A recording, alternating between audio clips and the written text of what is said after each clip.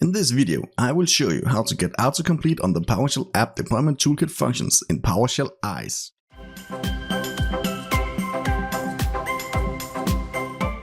If you haven't downloaded the PowerShell App Deployment Toolkit already, please watch my previous video, Getting Started with PowerShell App Deployment Toolkit. First, we would need to create a folder in our Documents folder, and we need to call it WIndowsPowerShell. Inside that, we create another folder and name it Modules. Then we need our App Deploy Toolkit folder. And we're going to copy that over to the Modules folder and open it. Then we're going to edit our configuration file. Because PSADT will require admin rights by default, we do not want that for our PowerShell ISE. So we're going to change this true to false. And save the file. The next we're going to do is we're going to edit the App Deploy Toolkit main.ps1 with PowerShell ISE. And here we're going to do two things. We're going to save it as a PowerShell module file, and we're going to remove the main from the file name.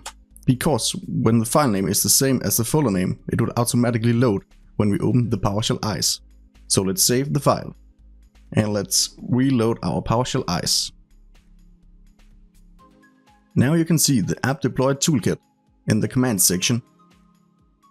If you click on the copy file, when you hit the Show Details button, you might receive this error.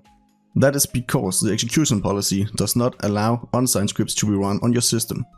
So let's fix that by running the Set-ExecutionPolicy command. And I recommend to set the scope to the current user, so it only affects your user profile and not the entire system. So if we hit the Show Details button now, it should be able to show us the parameters of the copy file command. And we can see that the destination and the path is required because they have an asterisk. In the scripting pane, you will now have autocomplete. If you write copy-f and hit the tab, you will see the copy file. Make a dash and hit the tab to see the parameters. And the destination. You can also use the get help command to see what parameters is available for the PowerShell App Deployment Toolkit functions.